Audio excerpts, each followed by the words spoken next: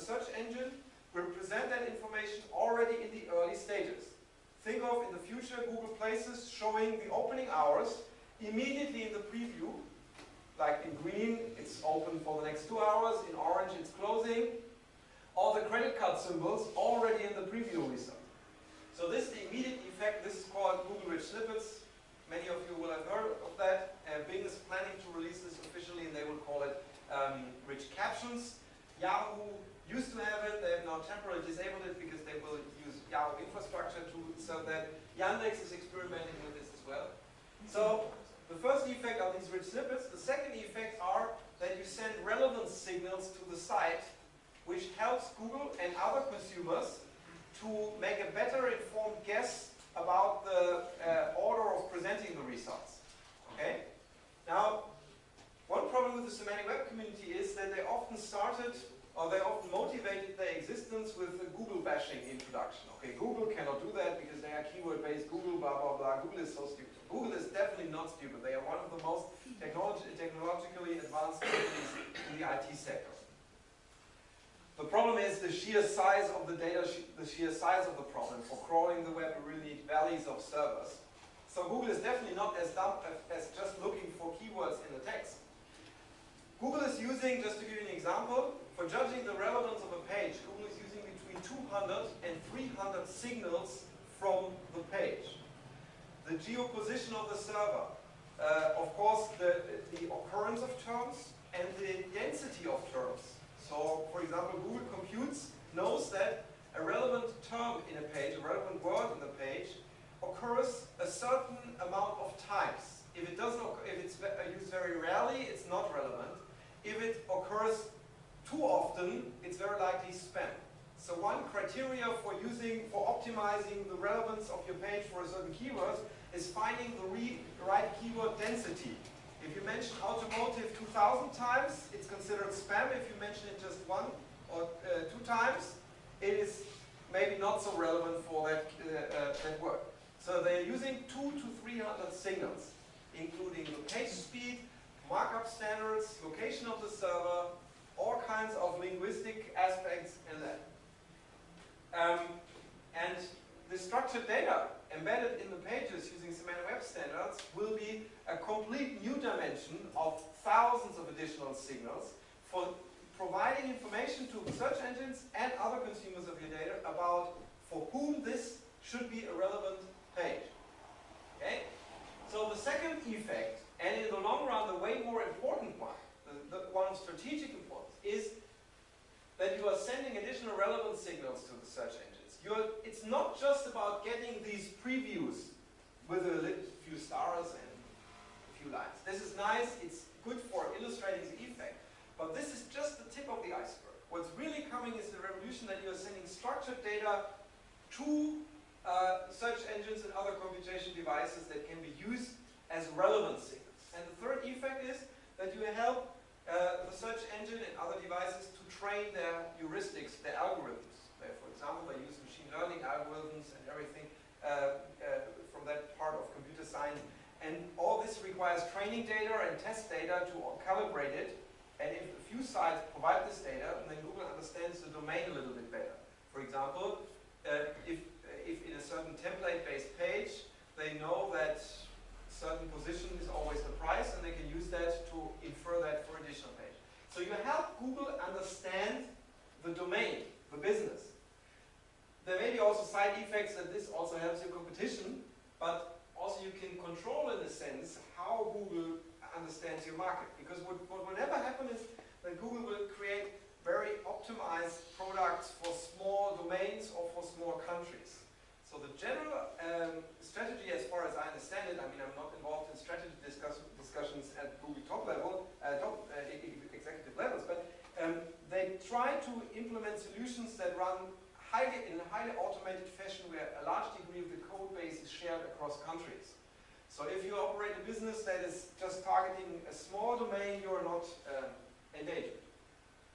Now again, GoodRelations is a way of, is a language for, actually a conceptual model, a structure for putting in information about your products and services into your web pages. And the principles are very simple. It was initially meant as the usage of semantic web technology for e-commerce. The first principle is you put small data packets inside your existing web content, like a small piggybacked portion of structured data that is sent over the existing infrastructure, like one additional parcel being put into the UPS car that drives through the existing roads, which doesn't disturb the existing browser. So the browser will still display the page, render the page in the very same way, but a client that looks for this data can unpack that box and extract the data, for example, for extracting the address directly into the address book, for extracting the monetary values, the prices, and doing currency conversion from drachma to euro and back and forth and the likes. And the second principle is, Dr. Sopek already introduced that, to have meaningful links, to lift links between, from navigational purposes, that you could click on and get to a remote document or a portion in the same document, to pointers that are typed and thus represent a certain type of relation between two entities. So for example, you have two pages. You have a used car page for a Renault car, and you have the manufacturer page for that car configuration, that you can not just say, click here to see the Renault description, but also this is the data sheet for the car I'm selling, which allows it for the search engine to extract the full data sheet, the full technical specifications, fuel consumption, mileage, trunk volume, from the Renault page to augment a small classified ad that just says, okay, this Renault Clio is $3,500. Okay? So that the links can be, for example, from a company to its stores, from a company to the products and offers being made. From a product, you could link to the store from which it is available. Best Buy in the US, for example, is exposing discounted open box items that are those that have been on display or that are returns from customers. They are exposing structured data now on a per store basis using GoodRelations and other semantic web technologies. So they publish detailed information in which store there is a discounted wine cooler available. Things that are so much on the long tail that traditional optimization, traditional search engine optimization would definitely not pay off. So the important thing for you to carry home is that using semantic web technology for talking to your potential audiences has not just one, but three effects. The first effect is you get rich snippets in the organic search results, and there is preliminary, not very scientific evidence that this increases click-through rates by up to 30%. This 30% number has to be taken with caution for two reasons. First of all, these were not controlled experiments, but more or less like feelings. But feelings by important people, okay? Which is sometimes more important than facts. But the second thing is, currently we have only a small fraction of rich snippets. So only 1 in 10 shops shows rich snippets. If all the shops show rich snippets, then the effect will be small, quite clearly. But the general tendency of using this for reaching your customers is definitely not going. Here's an example of rich snippets generated from Oxid eShop, standard software that has now GoodRelations and semantic web technology support built in to the core. This is why I'm very happy to have Marco here, who shepherded that project. So this is the first shop.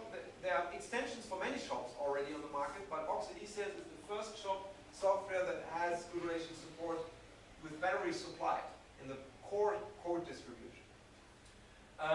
Here's an example of Trattoria, for example. That's a huge German portal. Interesting because, first of all, they have more than 10 million items on sale. The interesting thing is Trattoria has recently been bought by the Rakuten Group, which is one of the biggest Japanese e-commerce players. Okay. And you see the respective effect in here. So, again, the second, and in the long run, more important aspect is that you send valuable relevance signals to all digital devices that are between you and your clients. And the third effect is, as said, you help the search engines train their algorithms, help them understand your domain better. For example, it could be that the features of your products will control the names of the sliders that you have in future Google product search.